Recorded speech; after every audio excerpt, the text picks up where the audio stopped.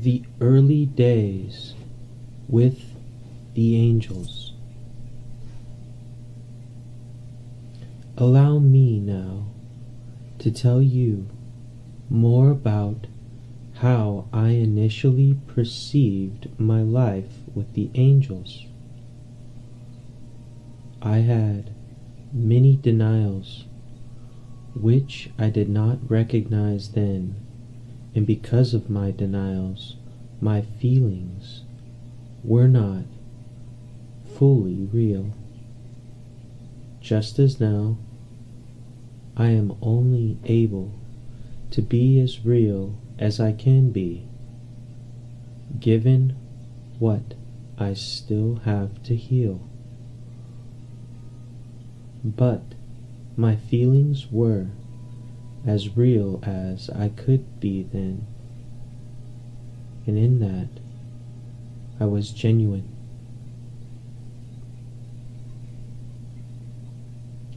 The angels gave me great joy,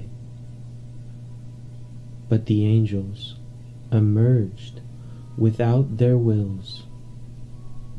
This upset the mother so much.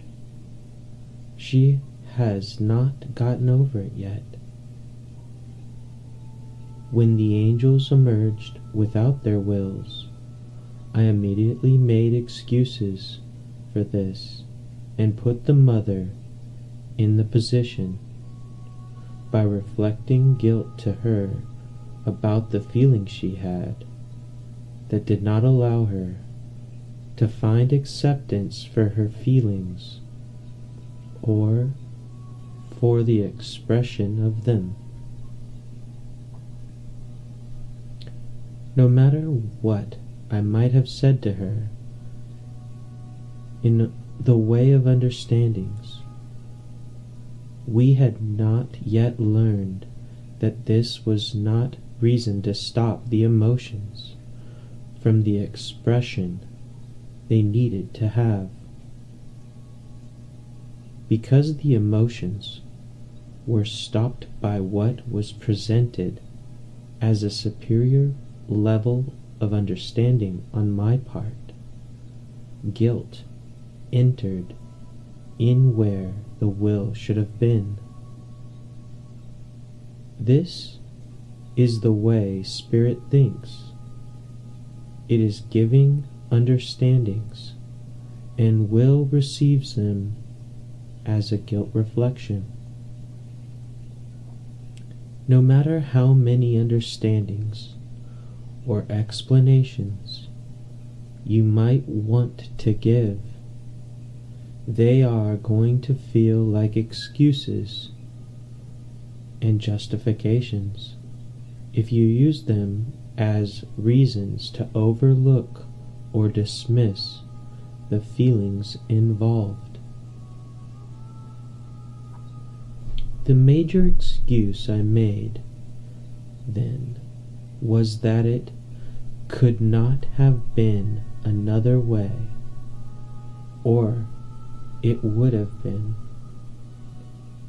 I also said that the spirit polarity had so much fear of the will, they were unable to move toward it. I blamed the mother for this and said it was her behavior which was perpetuating the spirit's fear of the will. When the white light spirits emerged, they clung to me and would not even move away from me enough for the mother and I to continue what we had. Previous to their emergence, viewed as our normal relationship. The angels said it was because they were so like me they could not move away. Some were saying they could not move away because they were just me allowing different aspects of myself to personify through them. In the beginning, I thought I was willing to accept this because I saw the truth in it, even if that was not all there was. But the mother never liked it. She already thought this did not feel right.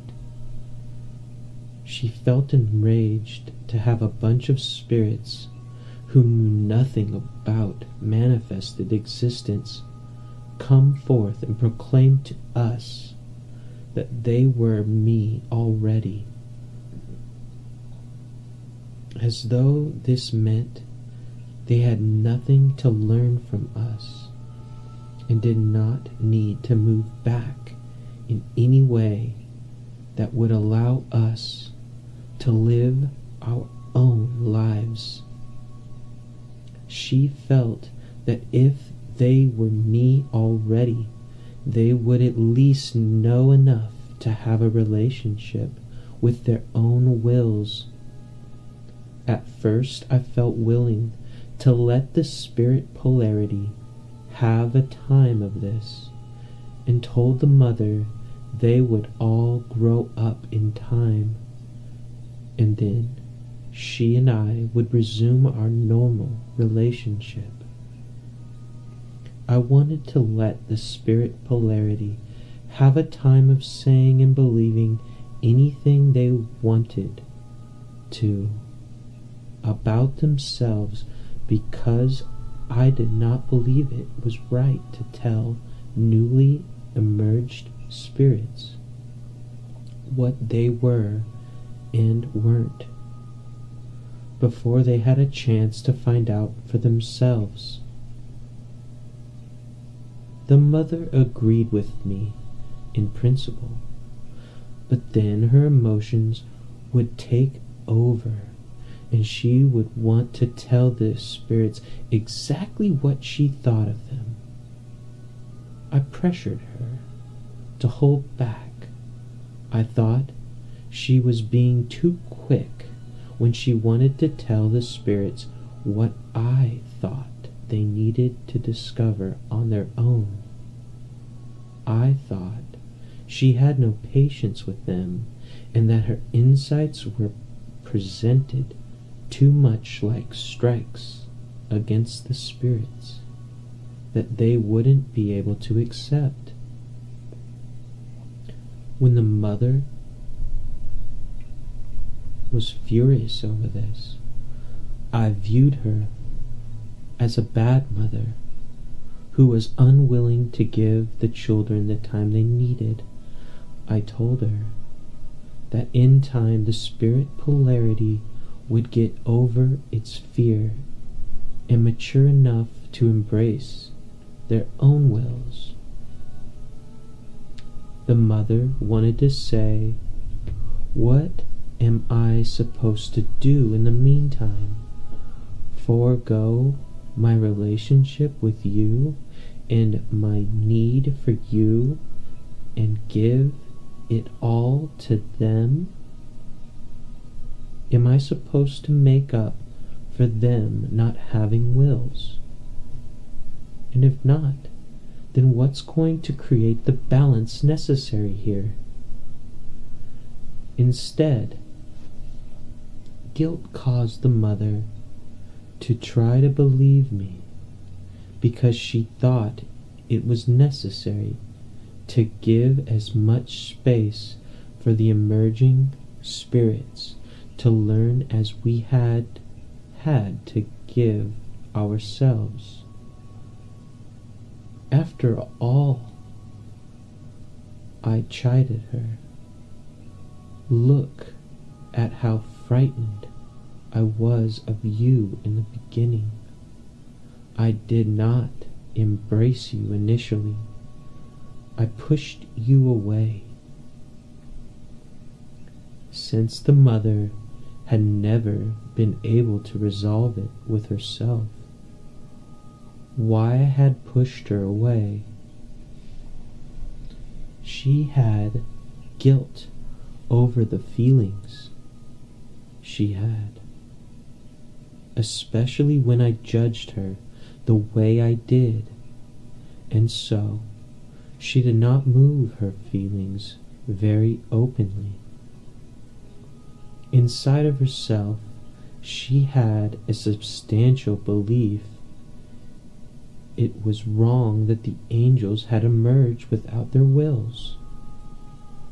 She could not come to peace with the angels claiming, on the one hand, they were me already, and on the other hand, being granted the space and privilege of being children who were allowed to take her place of closeness with me under the guise of needing to learn from me. The mother did not see how they were going to learn from me when I was making them appear to be right by denying my will in favor of them. It seemed obvious to her that the angels were not accepting of her or of her relationship to me. The more space I made in myself for this, the less space she saw there for her, and the worse she saw her situation getting. Underneath all of this, the mother had a feeling of being punched and pushed away by the angels, which she could not explain. Except for the time she raged at the Ancient Ones, she did not allow herself to move much of her feelings toward the spirit polarity. Instead, she moved against herself here by constantly pressuring herself to feel other than the way she really felt, and to do other than what she really felt like doing with the emerging spirits. The mother wanted to rage at the emerging spirits and to blow them into what she considered to be their own right places, since they wouldn't go there on their own. She saw the white light spirits' own right places as being those of moving out into creation, with their own wills opening the space for them to do it. This would enable her to retake what she considered to be her right place at my side. The mother felt that in spite of all the excuses being made for the angels, something was really wrong here. When the Ancient Ones emerged, we had all shared the feeling of not liking them, and we had given the response we felt was necessary. But I also had feelings of love I wanted to express, and I no longer wanted to allow anything else to surface. I did not realize the mother had not given all of her response because of the guilt involved. I did not even realize the guilt involved in the position I had taken. The Ancient Ones were giving me the impression that my problems with them were solved, and I wanted to let it go at that. The mother continued to feel uncomfortable around them and gave me the reflection that I was being a fool here. I did not want to see what she was seeing, and I did not like the reflection she was giving me for not seeing it. I had rage toward her that did not like the mother putting herself above me in the seeing department. When she could not come to peace with the other orders of angels either, I chided her for not being able to let go of old images. Let bygones be bygones and move on. I told her she should let go of her ideas of how the spirit should be and accept how they were. She wanted to insist to me that I should not force her to accept the reality of what was when she did not like it and could not make herself like it.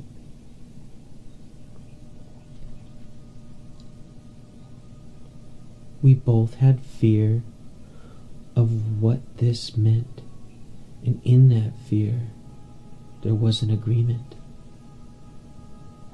Although we did not have this agreement in the rest of us, not to let our feelings move here, we were afraid we would not be able to handle what we were going to feel here.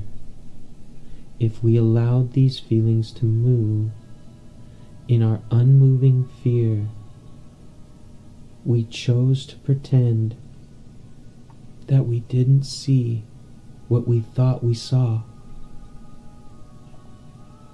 I did this by acting as though these spirits really were loving toward me and aligned with me. The mother did not. The mother did this by allowing me to have my way with her as much as she could. I was afraid I was impotent in the situation, and the mother was afraid of this also. In addition, the mother had guilt about not feeling love toward these spirits, and she were wrong in her reasons for feeling this way. It might mean she was not the loving mother we all wanted her to be.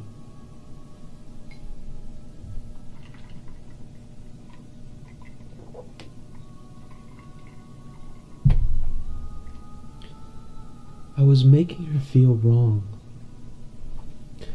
Whenever the mother felt me looking at her like this, she pressured herself more and more to take care of and care for these spirits according to the images of loving mother I was projecting toward her. She was terrified of my light here, and I did not allow myself to find out why.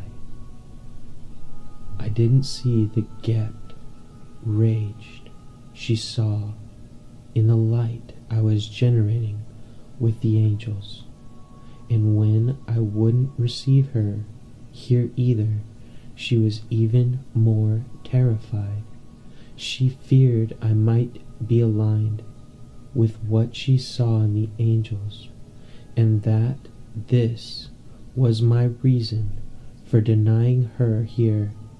Fear and guilt caused her to do her best to confine her disquietude to questioning me as to why the spirits weren't taking after her more. When I told her These spirits were like children to me, who were not yet grown up enough to have their own wills, whom I thought of as mates for them. She argued with me on that point. Many times I felt like a father who must protect his children from a mother was not going to allow the children time to grow up before she was going to make them leave home. Sometimes I said she was jealous of my relationship with the angels and could only think of her own desire for me. When I viewed the mother as ready to put the children in the street before they could handle it, in order to have the relationship she wanted with me, she would sometimes scream at me. If you view embracing their own wills and moving out into life as something akin to being sent from the palace to live in the slums, then I hate you for seeing my side of the family as having all the bad things to offer, and your side of the family as having all of the good things to offer. The mother seemed so extreme and irrational to me. I did not know what to do with her. I viewed her as interfering with my ability to have fun with the miracle of having emerged spirits. I gave her a guilt reflection by telling her it was not possible to embrace the will immediately, and I repeated to her all of the reasons I was using at the time to justify my initial rejection of her. These reasons have been repeated so often since the original cause that they have become what the will has been believed to be.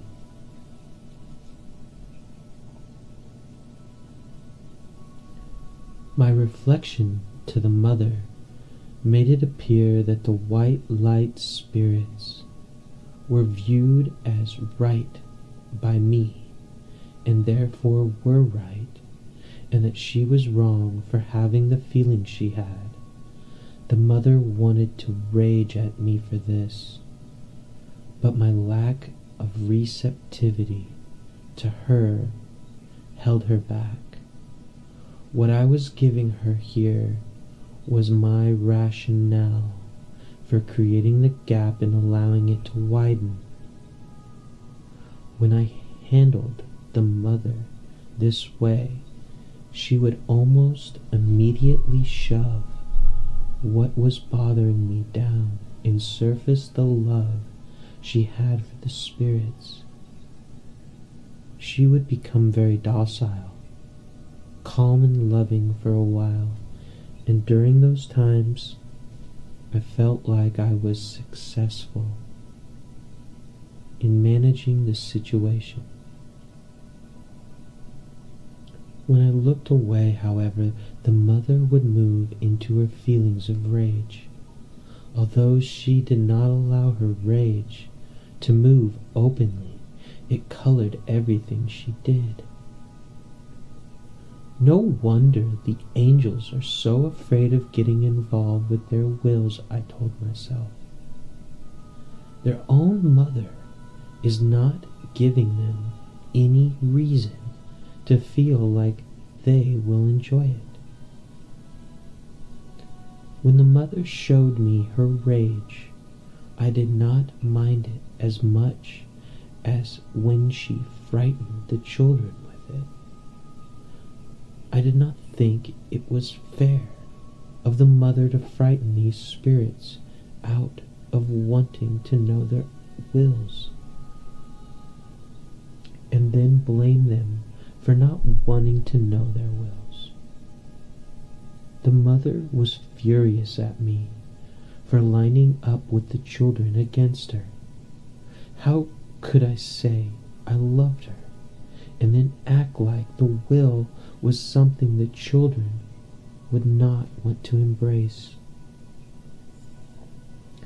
I thought the mother was being very rough toward the angels, and this made me feel all the more protective of them. To me, they looked so delicate, almost trembling, as they vibrated their light like so many white orchids gathered around me. Their light was such a delicate, shimmering white, almost colorless, except for the most delicate of pastels. They were filmy, changing form in response to the swirling of the ethers around me, like so many clouds in a gentle sky. To me, we were like a huge and beautiful cloud formation. My light in the middle shone with the beauty of little rainbows here and there, and lit the clouds with a most beautiful light, emphasizing the form that was there. What could be wrong with this? Why couldn't I be allowed to enjoy it? Couldn't the mother enjoy the subtle levels of color and refinement happening here? Why was she attacking us? Like someone who would rather trample orchids than look at them. It was true the angels were clinging to me, and I to them. What was wrong with that? I was like a new father enthralled with his firstborn. I was lit up just to see their presence and to look upon them in the ways parents admire all of the little fingers and toes. I was enamored and in awe. I was glowing with the joy of realizing the miracle of creation. To me, the mother was undercurrently acting like a madwoman who was not bond with what had come forth from her, and who might even harm these spirits. So jealous was she of how I adored them, and had gathered them into my arms instead of her. So innocent did they look to me, so open and receptive to my light and love. It seemed as though they were moving along with me in everything I did, and it gave me a feeling of being loved and admired by them when I saw them imitating everything I did. The angels seemed to love me so much. I believed them when they said they could not stand to move away from me at all. At the same time, I could not see myself putting the angels out of my arms and preferring to hold the mother when she was acting the way she was. The mother viewed this as a betrayal on my part. As she saw it, she had given herself to me, and I had taken something from her without giving her anything back. She had given me sons I sat there holding them, forgetting to have any gratitude toward the role she had played. So consumed was I in admiring the newly emerged spirits and how like me they were. She saw this as an ugly narcissism. In giving me something, the mother felt she had lost me, and that I had no time or love for her any more. She felt I would only come to her if I wanted her to have more children, and yet she feared what was going to happen even to that role, since I seemed to prefer the children to her. The mother felt as though she were no longer beautiful or appealing to me any more. When she complained that there were no daughters for her, she was indirect. For one thing, she really feared what I might do with them. I avoided all of this by telling her it was not a question of having daughters. It was a question of having any spirits at all. I couldn't see why she was so focused on criticizing what we had done, and so unable to appreciate it for the miracle it was. I felt it was a miracle that we had manifested spirits at all, and yet the mother felt I would not have loved it as much if the first spirits to emerge had taken after her. She feared that daughters might displace her, but she also strongly feared I might also use and abuse them, and not love them any more than I was now appearing to love her. The mother felt she could not trust my love. Perhaps I had only used her to have spirits, and when I had no further use for her, I would get rid of her again. I blame the mother here. I said these things were all her own negativity, and I saw her as trying to draw us into negativity we did not want to have. Suddenly, the presence of these new spirits made me feel like it had always been this way with the mother, and now I just wanted to enjoy the presence of a like-minded spirits around me. The more I saw the mother as trying to draw me into experience I did not want to have, the more the white light spirits saw themselves as justified in not wanting to open and receive their wills.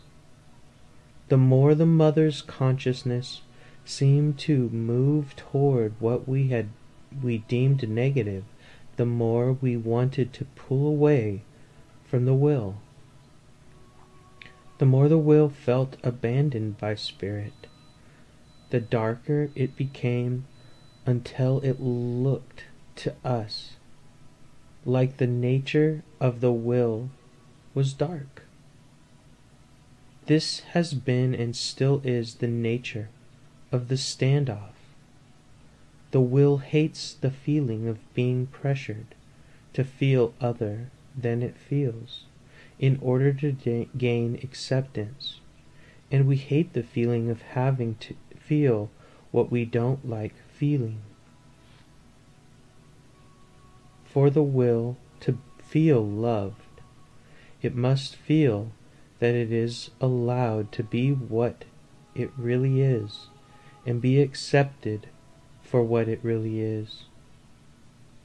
To know that it is accepted for what it really is, the will must feel received and responded to with the same realness it seeks to have in itself, a realness that freely expresses everything and does not hold back anything. Spirit needs this also. Anything less is the lack of alignment between us, and we have a long way to go to total alignment. The mother always made me feel wrong when I protected the angels the way I did, but I gaped from these feelings and insisted with her that I was right. I always made her feel wrong for having the feelings she had towards the angels. The mother then held back more and more of her feelings. She allowed me more and more of my own way, but she was not in alignment with it.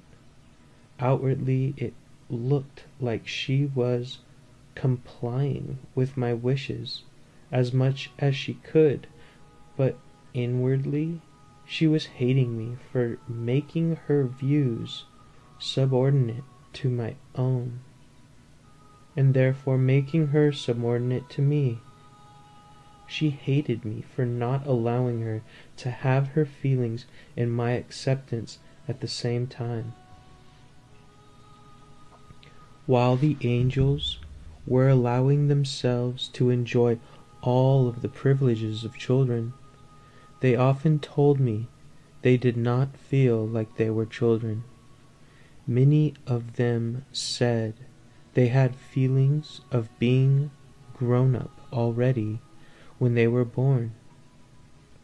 They often told me things about myself, and we would laugh, because they had seen from the inside of me what I was experiencing on the outside. In some ways, it seemed to me that they were the voice of my inner self personified on the outside. Because of what I was avoiding here, I allowed it to seem that I saw less difference between inner and outer than what I really saw there. I was focusing on the right in what they said and ignoring the rest. The mother felt jealous of the closeness we were having, and it did not escape her notice that I felt I was in many ways having more fun with the angels than I had had with her.